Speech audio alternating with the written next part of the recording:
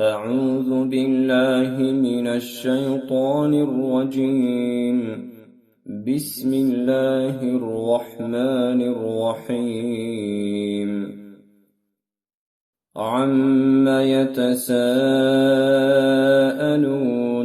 عن النبأ العظيم الذي هم فيه مختلفون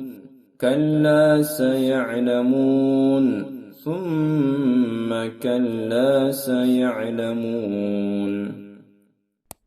ألم نجعل الأرض مهادا والجبال أوتادا وخلقناكم أزواجا وجعلنا نومكم سباتا وجعلنا الليل لباسا وجعلنا النهار معاشا وبنينا فوقكم سبعا شدادا وجعلنا سراجا وهاجا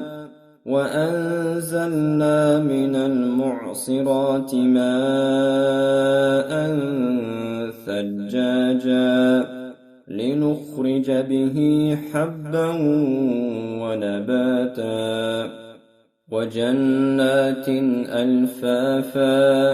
إن يوم الفصل كان ميقاتا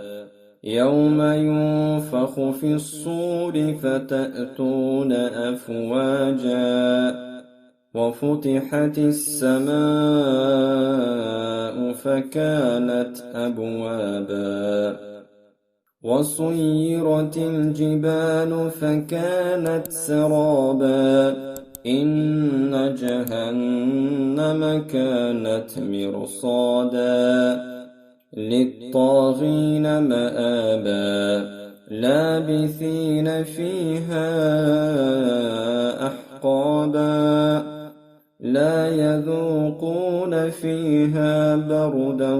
ولا شرابا إلا حميما وغساقا جزاء وفاقا إنهم كانوا لا يرجون حسابا وكذبوا بآياتنا كذابا وكل شيء أحصيناه كتابا فذوقوا فلن نزيدكم إلا عذابا إن للمتقين مفازا حدائق وأعنابا وكواعب أترابا وكأسا دهاقا لا يسمعون فيها لغوا ولا كذابا جزاء من ربك عطاء حسابا رب السماوات والأرض وما بينهما الرحمن لا يملكون منه خطابا يوم يقوم الروح والملائكة صفا لا يتكلمون إلا من أذن له الرحمن وقال صوابا ذلك اليوم الحق فمن شاء اتخذ إلى ربه مآبا إنا أنذرناكم عذابا قريبا